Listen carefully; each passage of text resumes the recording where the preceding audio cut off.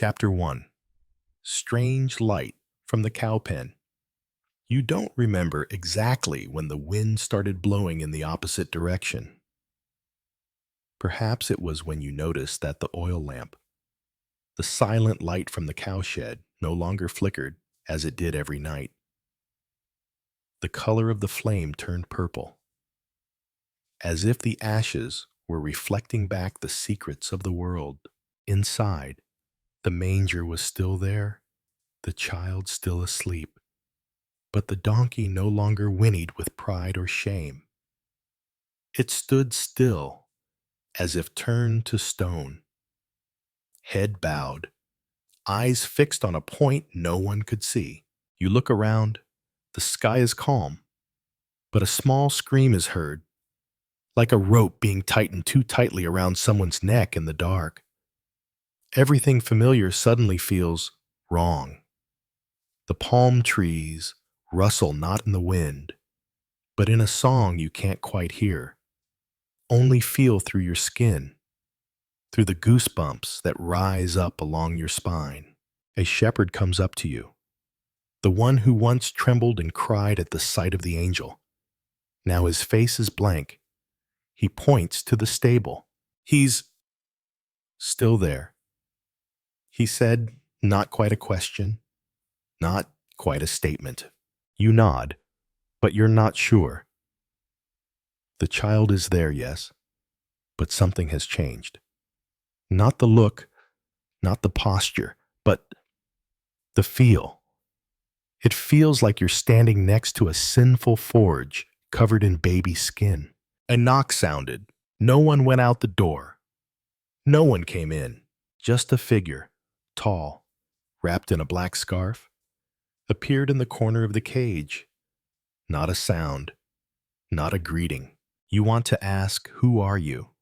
But your throat is as dry as desert rock. The man knelt down, not before the child, but before the donkey.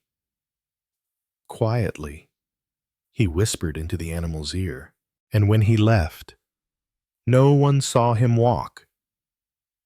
Only his shadow stretched out, slipping away from the light, melting into the cracks in the ground, as if the earth were swallowing him.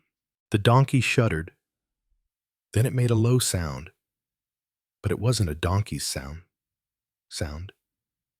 It was a human sound, a hoarse cry. He has come. The gatekeeper has taken off his hat. You turn, but everything is different. The light from the manger is no longer light. It is a blinding glare, a slash at your eyes, forcing you to look at what you should not see. Chapter 2. The Traveler Who Did Not Knock. You can't sleep that night. No one can sleep. The donkey was silent again. But you know once a human voice comes from the beast's mouth, time no longer operates in the same order. Something has cracked, and through that crack, the unknocked traveler enters. You sit outside the cowshed, your back against the adobe wall, your eyes fixed on the dusty road that stretches out into town. But you wait for no one, because you know the person who is coming does not walk on the path, does not leave footprints. He comes from the dark corners of your memory, from things you thought you had forgotten but never forgave. A soft cough, like wind touching a dry throat. Then he appeared, not a word, not a look, just standing there, in the dark, as if he had always been there, just waiting for you to notice him. You don't know his name, but you know his form: long cloak, black gloves, and a smile on his face that's for no one, a smile that's for himself, as if every step is a private victory over the world. "What do you want?" you asked. But your voice was no louder than a breath. He did not answer. He just looked up at the roof of the barn. "The child lives," he said. "And you think that is a good thing?" You feel a chill run down your spine. Why not? It's life. It's grace. It's a beginning, right? He took a step forward. His scent was like ashes mixed with strange herbs. Not everything that is born is meant to survive, he said, his voice as soft as a breath of wind on a raw wound. You were stunned. You mean the child? I speak of choice, he replied, of what men call destiny, but which they write with a trembling hand. There was a long silence, as if the world had stopped breathing to listen. He hands you something. Small, cold, wrapped in black silk. Something you don't want to touch, but can't refuse. Hold on, he said. In time, you will know what to do. Then he turned away, not down the path, not through the door, just melting into the darkness like morning mist swallowed by the unbroken dawn. You open the silk package. Inside is a coin, old, worn, but on the back you see an image you can't forget an eye, open, unblinking. Chapter 3. When the manger turned into an altar of blood, you held the coin in your palm, gripping it so tightly that the jagged edges dug into your flesh. But it wasn't the pain that kept you awake. It was the feeling, as if from that moment on, your every heartbeat was being listened to by someone other than you. You returned to the barn. In the dim light of the oil lamp, the child is still sleeping peacefully. The young mother has her head pressed against the wooden frame, her eyes half closed, but her mouth is murmuring something that sounds like a prayer not meant for human ears. You step closer. Your eyes linger on the manger where the baby lies. Oak, moss, and dry grass. Something simple. A symbol of humility. But then you see that the manger is no longer simply a place for the baby. No longer a symbol. No longer innocent. You blink, but the image is still there. The dry grass has turned into thorns. The wooden trough is bleeding from the cracks. A thin red line, like a thread, spreads from where the baby lay, soaking into your leg. You step back, look up, and see your mother looking at you. That look was not that of a normal mother. Not love, not fear, not insecurity, but understanding, as if she saw what you saw. As if, all along, she had known that this manger was not only a place of birth, but also a place of sacrifice. You took the coin, she said, her voice soft as silk, but firm as stone. So you chose. You stiffen. I don't understand. She stood up and walked over to her friend. In her hand was a white cloth, now stained with blood. Some gifts come only once in a lifetime, but not all gifts are good. You look down at your hand. The coin is still there now, hot as a coal. So, what is a child, you ask? She did not answer immediately. She just stroked the sleeping child's hair, then whispered as if in confession, "It is hope. It is destruction. It is the beginning of the end." You turn and leave the cage. The night was not yet over, but the sky was already turning red on the horizon. Not dawn, but a different kind of light. Like fire burning from the spirit realm into the air. You know, from this moment on, every decision you make is no longer a choice. It's an oath. Chapter 4. A night with no stars. Only the eyes of the guardian. You don't go back the way you came. Your feet take you in the opposite direction, not running away, but getting lost in something that has been waiting for you since before you were born. The hill behind the barn is a place you have never noticed before, but tonight it stands like an ancient altar, shrouded in mist and shadow. At the top of the hill, you see a figure standing, not moving, not speaking, just standing as if he were a landmark between the living and the unborn. You climb up. As you get closer, you realize it's a man in a gray cloak, faceless. Or rather, his face is hidden by a black veil so thin it's almost transparent. But you can't see through it. He spoke, low and slow as a bell in a dream. You saw the manger. You listened to your mother. You received the coin. You said nothing. He continued, so do you want to see more? You don't understand the question. What else do you see? Aren't you seeing something others don't see? Or is that just the first layer? Is there something deeper, you ask? He nodded. Then from inside his cloak he pulled out a small mirror, an antique bronze mirror, tarnished, not very reflective. Do you have the courage to look? He asked. You nod. He hands you the mirror, and you look, not you, not your present face, but another you, naked and shadowy. In the mirror is a field of death, with you kneeling, hands stained with blood, before a child who is the same child in the manger. No crying, no laughing. Just look at you like you have betrayed something sacred. You let go of the mirror. Your whole body trembles. But the man is gone.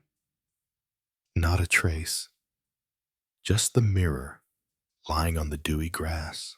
You bend down to pick it up and realize the mirror now reflects the sky above you. Starless, there was only one giant eye, silently looking down from the darkness like the eye of an ancient guardian. You understand. Tonight is not for sleeping, not for praying, but to choose sides. Chapter 5. When silence calls you. You walk down the hill with the mirror still cold in your hand, as evidence of something you can't tell anyone because they won't believe it. Or worse, they will believe it, and there will be no going back. The village is still asleep. The windows are closed. The fireplaces are off. But the silence is no longer as innocent as you once thought.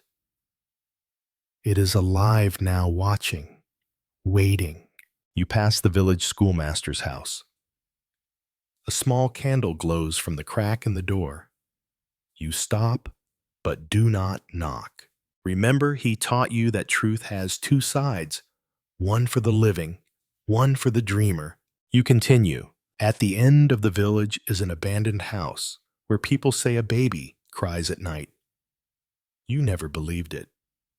But now, the cry is real, hoarse, like a throat that has never had its mother's milk. You approach. The door is unlocked. It's dark inside. You strike the only match you have. The flame flickers, illuminating the wall, which is painted in dried blood, a strange symbol, a six-pointed star, with an eye in the center, and a line below. We all get to choose unless we choose again. Yasikam. You step in. The crying stops. The air is now thick with the breath of hundreds of people holding their breath. On the table is a small wooden box. You open it. Inside is a piece of paper, handwritten in a handwriting you recognize as your own. If I don't remember writing it, then who used my hand? You don't remember writing anything. You turn around, but the door is gone. There's just a blank wall. You turn around, and the match flame goes out, and out of the darkness, the silence calls your name. Clearly, wordlessly, but you hear it. It doesn't ask you what you want. It asked, who were you before you were born? You have no answer, but you know from this moment on, everything you once believed to be true must be questioned. Chapter 6. Chapter 6. The Price of the Awakening. You don't know how long you've been standing in the darkness. The fear is no longer something external. It's growing inside you, growing biologically. It's like a forgotten memory sprouting from the deepest recesses of your subconscious. There's a sound, not loud, just a slight crack of wood, but enough to change the atmosphere. You turn around, and the oil lamp lights itself up. No flame, no matches. There is a mirror on the wall now, but it doesn't reflect your image.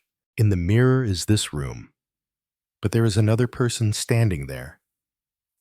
Also, you, but not like you now.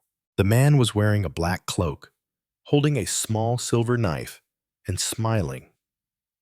Not a friendly smile, but a smile that knew everything you were hiding from yourself. You raise your hand and tap the mirror. The person in the mirror does the same. You step back. The other person stepped up. Then, the mirror cracked, not broken, just cracked. Like the boundary between you, and it was about to disappear. A deep voice echoed from the mirror. Waking up is an act of betrayal. You have already entered the third level.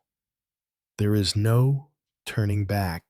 You whisper, the third floor of what? The voice replied, of truth, of what happened before life began, where those who remember too much get stuck.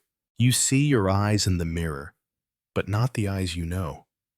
They are completely black, with no whites, like a curtain that absorbs all the light.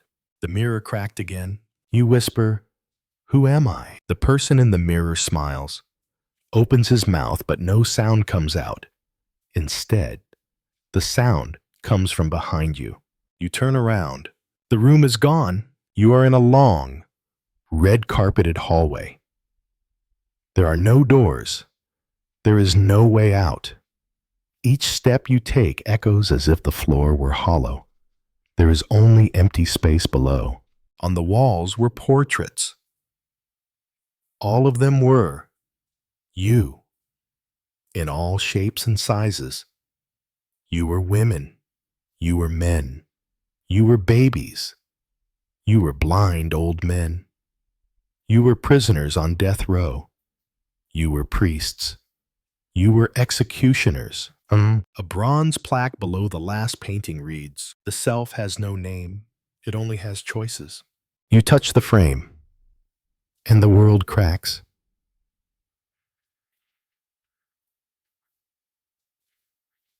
Every time you learn something, the world changes its structure. It is as if the truth is not fixed, but waiting for you to wake up so you can continue to peel the next layer. You understand. Finally, you understand. Awakening is not a reward. That's the price. Chapter 7. A Night Without Dreams. You don't remember how you got out of the portrait gallery. Maybe you never got out. Maybe you were dreaming that you were awake. Before you is an open space. A purple-black sky with no stars or moon. The ground beneath your feet is soft as sand, but it leaves glowing footprints every time you step. Those trails of light flicker, then disappear as if denying your existence. A house appears in the distance, an architecture without time or language. You walk up to it, and the door opens without touching it. Inside, there was nothing but a bed covered with white sheets. And her, the girl you met, when things were simpler, when the biggest question on your mind was, is someone watching me? She was still the same. Long hair, eyes as gloomy as morning dew on a tombstone. You try to say something, but your throat is empty. Like that dream where you try to scream, but no words come out. She said, I have been waiting for you since my first dream. You ask with your mind, is this a dream? She shook her head. No. This is the space between dreams where all memories go to die. If there is no one to keep them alive, you look at her, then down at your hands. Something is missing. Your fingers are fading. Not painful, but cold. Cold to the point of memory and of, I'm falling apart. You are forgetting. No memory. No self. No self. No witness. You're scared, but also understand fear won't save you, only the truth will. You asked, who am I? She didn't answer. Instead, she moved closer and placed her hand on your forehead. The world spun. Memories surged back like a tsunami, a rainy night. A gunshot, a scream, a door you should never have opened. You see yourself holding a child. No one knows it. No one remembers its name. You have kept it hidden in a dream that has lasted for years. The girl whispered, the dreamless night is not a shelter. It is the morgue of the unacknowledged. You step back. She smiles, dissolving into the air like mist. You stand alone. The bed disappears. The room disappears. Just you and the nostalgia of something you never dared to face. Chapter 8. The Corridor of the Nameless Man. The door appears when you're not looking for it. There are no hinges, no handle. It opens as if in response to some memory you haven't yet consciously recalled. You step through, and the hallway appears. Narrow, long, no light, but you can still see.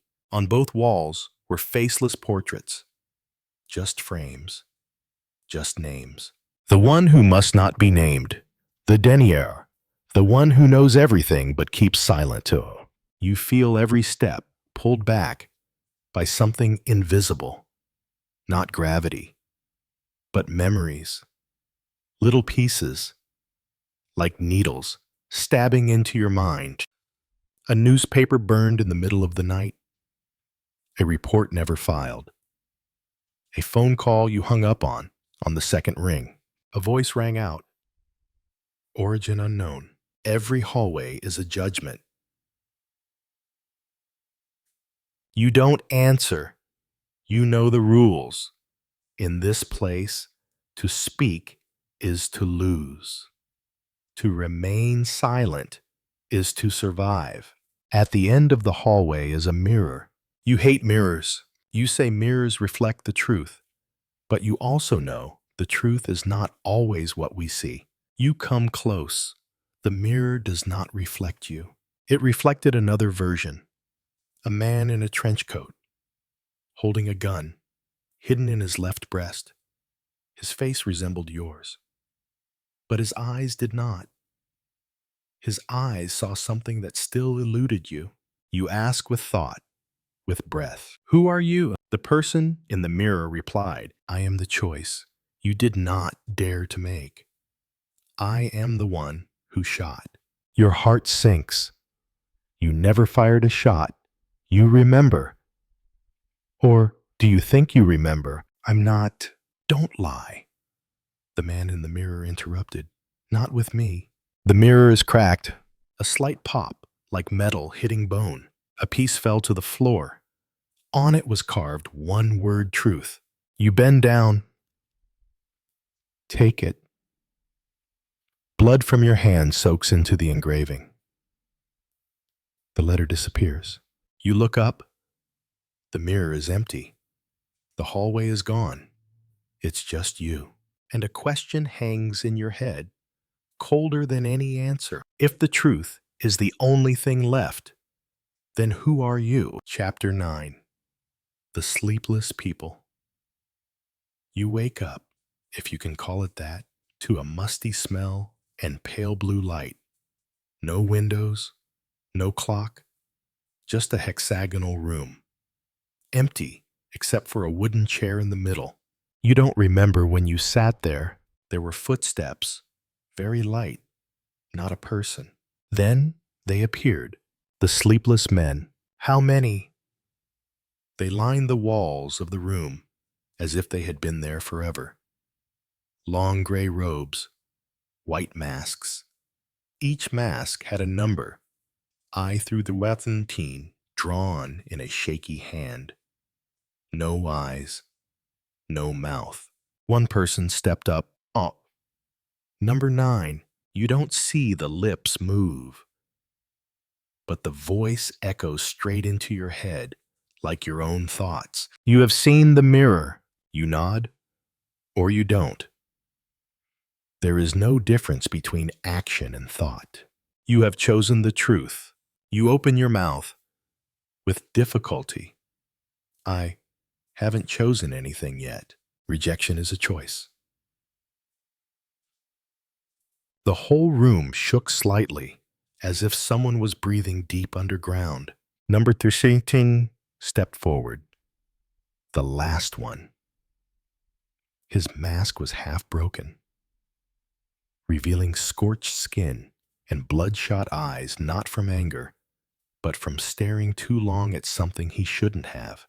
How long have you not slept? You are silent. You don't remember, do you? Here, no one sleeps. No one is allowed to forget, because the truth never closes its eyes. All 13 raised their hands. From each hand fell something that looked like a lead badge. Look closely. Each badge has the same words engraved on it. Silent. A final voice belonging to none of them whispered in the darkness, "The truth does not kill. Only those who try to hide it do. You understand? This is a trial. There is no judge. There is no jury. Just you. And the truth is staring you straight in the face, unblinking. You bend down, pick up a badge. It weighs like a confession. Chapter 10. Profile is locked. You leave the doorless room as if you had never been there. When you come to, you find yourself standing in a long, dusty hallway, the pale light filtering through the cracks in the ceiling. Enough to show you hundreds, maybe thousands, of rust-brown metal filing cabinets stretching endlessly. They were as silent as tombstones. You walk to the first cabinet. On the drawer is a brass plate C19, Pham Van Tung Dream Record 3 deleted. You tug gently the lock. No lock, no slot. But you feel it doesn't need a key. It needs a memory. You close your eyes, and for a moment, you remember a house by the lake, a man standing with his back turned, holding a bottle of pills, a girl's laugh muffled in the air, and the red flashing light of a security camera cut off. You open your eyes. The drawer slides open as if it heard you. There were no papers inside. Just a negative photo. You hold it up to the light. You see yourself standing next to the man. Neither of you have a face. Just blank white spaces as if erased from reality. Behind the photo was a handwritten line, shaky and squiggly. We don't remember, because we have agreed to forget. A click. The filing cabinet closes by itself. You turn. The hallway is no longer empty. A person is standing at the end of the hallway, his back turned to you. You recognize the gray cloak. Number 13. You don't need him to come back to know this time. He brings something. alive, as if the memory has come out of the file and found you. You turn to look at the silence badge in your hand. It started to heat up. A choice was approaching. No warning, no sirens. Just the silence that began to scream. Chapter 11. Cut on the book page. You don't run, you don't scream. You just stand there as the gray-cloaked figure slowly approaches. Every step he takes is a page-turner in your mind, pages you've never read, but still fear the end. He stopped a few steps away from you. In his hand was a leather book, old, scorched at the edges, as if it had been thrown into a fire and pulled back, and he opened it and flipped it to the middle. You see your name, written in red ink, no smudging or fading. Host number 23. Memory erased. 72%. Recovery. Instructions. If too much is remembered, reset. You asked him not with words, but with a look. Who wrote this? He hands you the pen. Says nothing. But you know the answer is at the bottom of the page. You bend down, hands shaking, and begin to write him. Each line appears under your hand as if you had written it before. March 17th. He died in the woods, but the body was never found. I remember blood. I remember mud on my hands. I remember burying him, but not where. The next page had a horizontal cut, as if someone had taken a razor blade and slashed the type, then tried to patch it up. You put your hand on that cut. A feeling spreads, like someone is touching your mind from within. Hand of the dead. You see a flash of images. A child. A room buried deep underground. A locked metal box. There's a banging sound from inside. And you understand what you thought you forgot was just rewritten. He is no longer in front of you. Only the book remained wide open. Only the cut remains, and you turn the last page. Only one question awaits you. If you remember everything, will you forgive yourself? You have no answer. There is only one choice. Chapter 12. The room without a mirror. The room you enter contains nothing except for the dim light coming from the cracks in the wall. No mirrors, no reflections, no you to see anymore. There was only the slow ticking of a clock, not from the wall, but from inside your chest. A sound that did not belong to you, but was ingrained in every beat of your heart. You reach out to touch a streak of paint on the wall, but your finger hits chalk dust. The chalk text appears as you rub your hand. I am not me. You swallow. Part of you is used to this kind of writing, but this time, the handwriting is strangely familiar, slanted, soft, like your own handwriting as a child. You try to remember the last time you saw your face, your real face, not through a camera, not through a simulation, not through an implanted memory. Cannot. You look down at your hand. There's a new scar, a cross-shaped cut. You don't remember getting hurt, but the cut looks, intentional. You pull out your notebook, open it to the page with the cut mark. Red ink smears, and another sentence appears underneath. Don't let them see your real face. Never let the light touch your eyes. You look up. The light from the crack in the wall is whiter now, sharper, colder. It hits your eyes even though you try to avoid it. For a moment, you see your own shadow on the wall, but the ball moves half a second slower than you. It turns to look at you. It laughed. No mirror, but you see more clearly than ever. Your face has been replaced. The room shook. The sound of metal, clanging against metal, came from behind the door. Someone or something is about to walk in. And this time, it's going to be on your face. Chapter 13. Memories locked in an iron box. You run. No direction.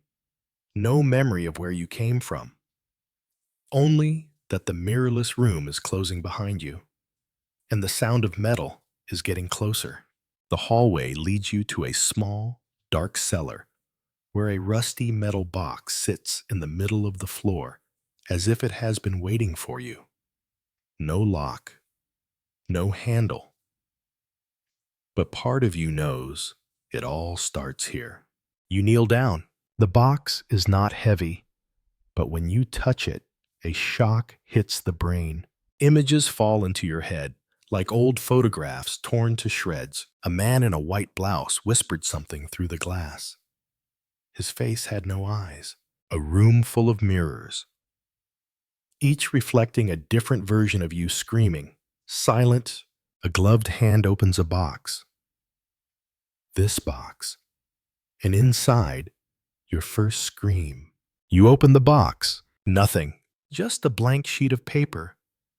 But when you lift it up, the words appear as if written with cold breath. Want to know the truth, trade a memory. A click sounded behind. You turned back.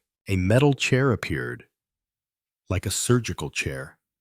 Leather straps, needle clips, and a small, round mirror suspended in the air, starting to rotate. You know this is not a choice. This is a deal. Sit there, you'll lose part of your memory, but gain a piece of the truth. Don't sit. You'll be forever wandering in a maze of illusions, chased by copies of yourself. You go to the chair. A question echoed in my mind. If memories are erased, who is left to live on? You don't know. But you know the answer lies on the other side of the rotating mirror. Chapter 14. The one who carries others' memories. You lie in a metal chair, leather straps tightening around your wrists. Each strand feels like a chokehold on your consciousness. The circular mirror overhead slows, then stops reflecting your eyes. But not you. Someone is looking at you through your face. Oh, a broken voice rang out from that very mirror, a sound that did not pass through the ears, but went straight into the folds of the mind. We met in a place where time no longer exists. I made my choice. Now, the memories no longer belong to me. A thin, needle-like ray of light passes from the mirror down onto your forehead. Your whole body convulses. A series of images flashed by like lightning. A girl with blind eyes whispers your name, then vanishes into smoke. A death sentence, but you signed it for yourself. A masked crowd cheers wildly as you stand on stage, faceless. You scream, but no one hears.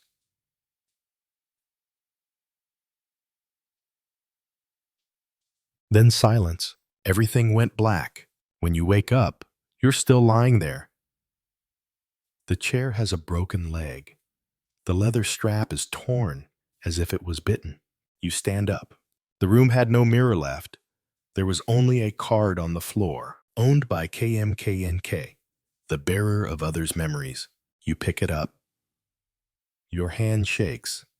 On the back of your hand, a tattoo appears that wasn't there before, a double spiral symbol, intertwined like a swapped left and right brain. You run out of the room. Every step feels heavier, as if you're no longer walking for yourself. You are carrying someone else's memories, and there is someone watching from inside your head. Chapter 15. Silent Covenant in the second basement. You don't know how long you run, but the space changes quickly. Gray walls turn to red bricks, then peeling plaster. You push open a heavy iron door. It's pitch black inside, as if there had never been any light. There was a click. The door locked behind him. There is no turning back. Below, you are mossy stone steps that lead down to another level. The cold air seems to pierce your spine. You count your breaths, trying to stay calm, but each step echoes like a death knell. Second basement, no lights, no windows. There was only a stone table in the middle of the room and 4 empty chairs, placed facing each other, as if waiting for the silent players. On the table, there is a tattered old contract, stuck tightly in a glass frame. You bend down to read it. The handwriting is shaky, as if written in dried blood. I took the other's memories to live. I kept a secret that could never be told. If I betrayed him, my soul would vanish on the 7th night. You clench your fists. The suffocating feeling flares up. Saturday night. You can't remember how many nights it's been. You're not sure who you are anymore. A chair creaked. The chair across from you pulls itself out, and a person steps out of the shadows. You recognize that face. It's you, but with lifeless eyes, and a hand holding a copy of the exact same KMKNK card you picked up earlier. You ask, "Who are you?" It did not respond. He tilted his head, then cut a gash into his palm. A small trail of blood ran down to the stone floor, then smoked like acid. The contract on the table glowed, as if awakened. You understand? The game has begun. You have to play or be played. Chapter 16. The Twin Mirror and the Disappearance of Identity. You are no longer sure if you are living in reality or just a hopelessly distorted memory. In front of you, your reflection, a living, breathing, bleeding, familiar-looking shadow, sits opposite you, as if daring you to sign the contract. It thrusts a small knife towards you, its handle ivory, engraved with a strange symbol of a double spiral. Beside it is an old, dusty mirror, propped against the stone wall. But the scary thing is the mirror does not reflect you. Only it, that other version, is visible in the mirror. Sitting there, nodding, smirking. You are invisible. You touch the mirror, but it is warm. Not cold like glass. It is soft like human skin. And then suddenly, it starts to throb. Like a living thing waking up. You step back. Yeah, we did I. We agreed, the other version's voice said. But its lips did not move. It spoke from within your mind, seeping in like poison. You are the bearer of the identity. I am the keeper of the memories. Switch places. Your hands tremble. For a moment, you realize you can't remember your name. You try to scream, but no sound comes out. The shadow stood up, pacing around the stone table, moving toward you. Each step it took made the darkness shrink like a tortured creature. You whisper, "I didn't sign anything." It raised its hand and pointed at your chest. Crashy. A tattoo appeared, a double spiral symbol, identical to the one on the knife. You signed. You forgot. You started to disappear. The lights in the room flashed for a second, and you saw your image in the mirror had been completely replaced. The other version is looking back at you from the other side of the mirror with a fake smile. And you are no longer reflected. You don't exist, at least, not on this side. Chapter 17. The Third Room and the Birth of an Imposter. The air in the room was thick, as if every molecule had been replaced with fear. When you turned around, the stone door behind you was gone, replaced by a passageway leading to a dark wooden door, with 3 locks but no key. You don't remember how you opened the door, but suddenly you're inside.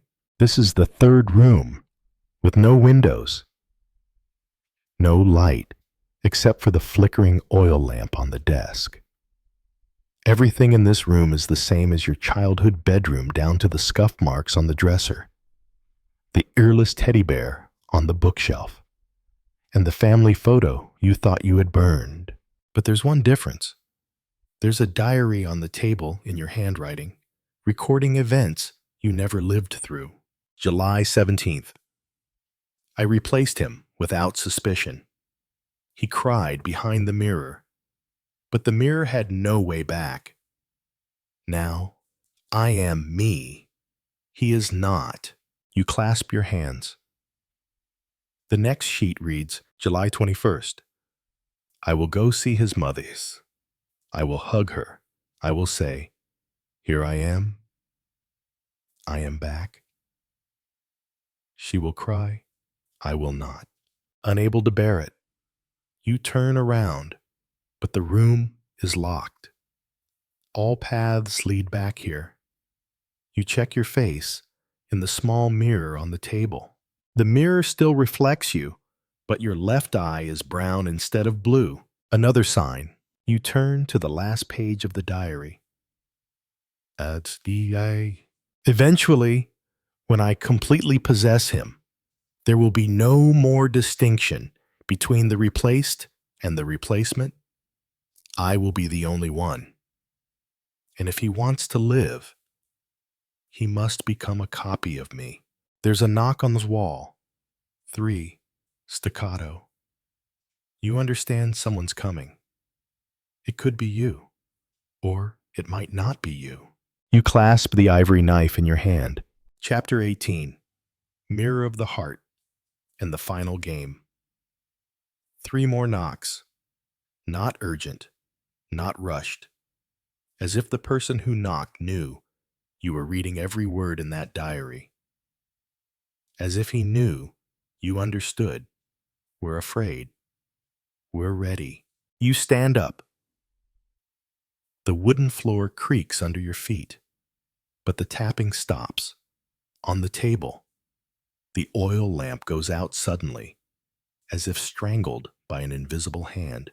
In the darkness, the door behind you opens by itself silently, as if it were listening. You have no choice but to step inside. And then you see it. The large mirror stood in the middle of the new room.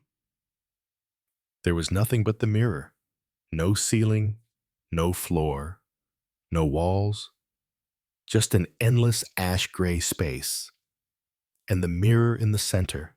You step closer and see yourself, but it's no longer you. The reflection is smiling. You are not. He is wearing the same shirt you are wearing. But in his hand is not a knife. It is a wooden hammer, stained with dried blood. You whisper, "Who are you?" He replied.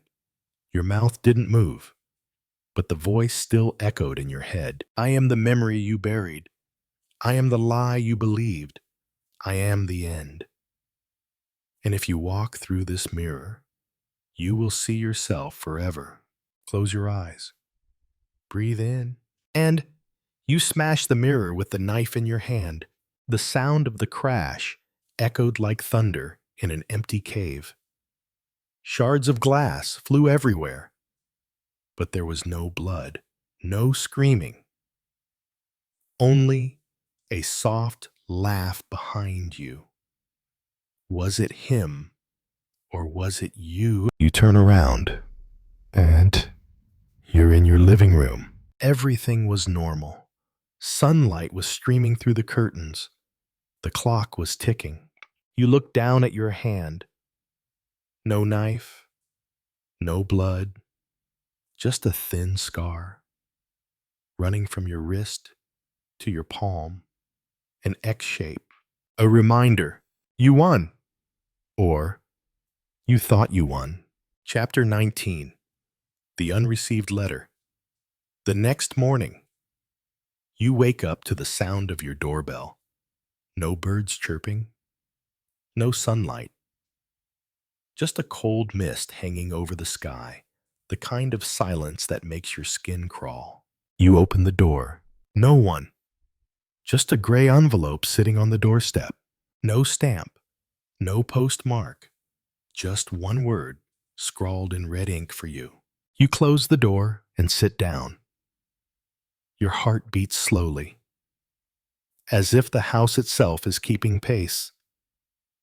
You open the envelope. Inside was a folded sheet of paper, the old coarse paper used in wartime. The smell of smoke and ash still clung to the fibers. Readers, you broke the mirror. But the mirror is only the first door. You don't see yourself in the mirror. It's what you hide from. Now, you have to choose. Choose to keep the memory or forget it all. Again, finally, you turn it over. A small, hand-drawn map. The ink is scribbled, but strangely familiar. The location, an abandoned warehouse outside town. The site of a mysterious fire in 1991. That place you've dreamed of, but never dared to believe it was real. You fold the letter. No one knows what you are doing. No one is left to ask. There was only one voice in my head. It's late, but not too late. You pick up the keys. The car starts with a hissing sound, like something that has been dormant for too long. And then you drive away, into the fog that swallows up all traces behind you. Chapter 20, The Wound That Never Heals. You pull up in front of an old warehouse. Rusty metal, a half-broken roof, and a thick layer of ash dust covers everything.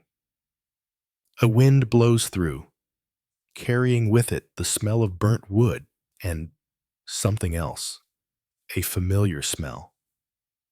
The smell of old fear. You step to. The warehouse door swings open without touching it. It's dark inside.